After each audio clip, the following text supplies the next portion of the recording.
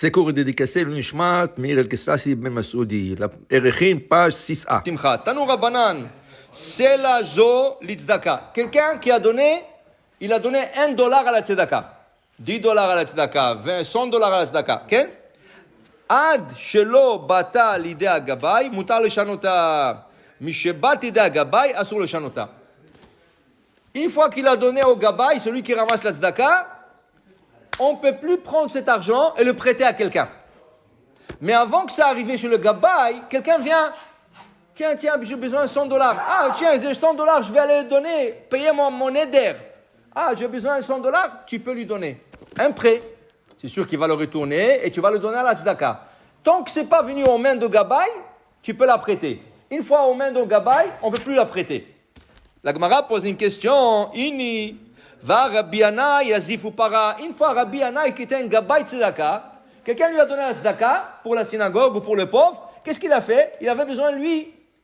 Cet argent, il a utilisé comme un prêt. Okay? Et après il a payé. Mais tu as dit, une fois que ça arrive aux mains de gabay, on ne peut plus la prêter. Dit la Gemara, Shan et Rabbi Yanai. Rabbi Yanai, c'est différent. Pourquoi?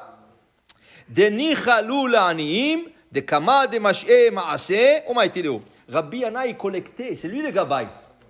Maintenant, qu'est-ce qui est arrivé? Quand il n'y avait pas de l'argent dans la caisse, lui, il sortait et ramassait encore.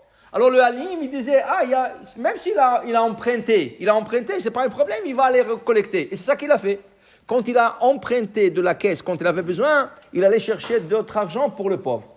Alors le pauvre, il disait toujours, c'est bon. Alors par exemple, on va faire ça actuel, on va le rendre à l'achat actuel. Okay? Regarde, chacun il a une coupa tzedaka à la maison. Okay? Il y en a qui ont même dans la voiture une coupa tzedaka. Il y en a qui ont dans le bureau. C'est très important la tzedaka. Tzedaka tatil mimavet. La tzedaka sauve même de la mort, sûr. La tzedaka te sauve. Okay? Alors c'est très important d'avoir des boîtes de tzedaka partout. Comme ça tu peux donner la tzedaka. Maintenant, un jour, quelqu'un t'a emmené un colis par la poste et le postier il te dit ça va vous coûter monsieur $10. C'est COD. Ah, toi tu cherches $10, tu n'as pas $10. Ni dans le porte-monnaie, ni dans la maison, tu cherches, il n'y a pas. Mais tu sais que dans la coupa tzedaka, il y a $10. Est-ce que tu as le droit de prendre le $10 de la tzedaka? C'est sûr pour le retourner après. Alors voilà. Oui, pourquoi? Parce que quand tu vas le prendre, après quand tu vas remettre $10, tu ne vas pas remettre $10. Tu vas remettre $11. Tu vas remettre $15. Alors le pauvre, quand tu as emprunté de cette boîte, le pauvre sont contents parce que tu vas mettre plus toi. Ok? Seulement, il ne faut pas oublier de remettre. Il ne faut pas oublier de le remettre. Mais c'est permis d'emprunter dans le cas de force majeure avec l'idée de retourner après. Il dit ici, Tanu Rabbanan, Israël shitnadev menorah oner le bet hakneset ashur le shanota. Un juif, il a donné un chandelier au bet hakneset. Il dit, voilà, j'ai un chandelier, mettez-le ici. Okay? Mettez-le pour la synagogue, je veux que ça éclaire la synagogue. Okay? Le gaba, il dit, non, moi je ne vais pas le mettre à la synagogue. Tu sais, à la rentrée de la synagogue, il manque un chandelier, je vais le mettre là-bas. Mais il ne t'a pas dit là-bas. Il t'a dit ici. Okay? Assur le shanota. Sava Rabbi Chia Baraba le Memar, lo shena lidvar rishut, velo shena lidvar mitzvah. Dit Rabbi Chia, ça ne fait pas une différence si c'est pour une mitzvah ou si c'est quelque chose qui n'est pas mitzvah. Amar le Rav Ami, Achi Amar Yochanan, lo shanu lidvar rishut, aval lidvar mitzvah mutar. Dit Rabbi Ami, non. Pourquoi tu veux mettre le chandelier de l'autre côté, à la rentrée de la synagogue? Okay? Pour une mitzvah, pour que quand les gens y rentrent, la synagogue soit éclairée. C'est aussi une mitzvah, tu peux le changer. Mais si tu prends le chandelier et tu le mets quelque part dans un basement qu'on ne va pas utiliser, ça ne va pas être une mitzvah, c'est reshoot, ça c'est assour. Ça c'est assour. Tu le mets pour une mitzvah. Alors quelqu'un t'a donné un objet, pas de l'argent, un objet pour le placer quelque part. Tant que tu peux faire une mitzvah avec cet objet, tu peux le placer où tu veux. Mais si tu ne veux pas le placer pour une mitzvah, tu ne peux pas le changer. Mais la Gemara dit, Medama Rabbi Asi Bar Yochanan, Amar Rabbi Yochanan, Nochrish itnadev menorah onem bet hakneset, ad shelo ishtaka Hashem ba'aleh asur lashanota. Un goy qui t'a donné un don, okay?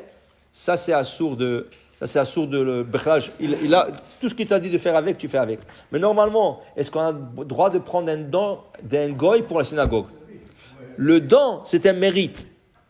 Au lieu de donner ce mérite à un goy, va chercher un juif pour lui donner ce mérite. Pourquoi un goy va venir te donner? Il y en a qui disent que c'était une mitzvah de... Non, c'est pas une mitzvah de prendre chez un goy.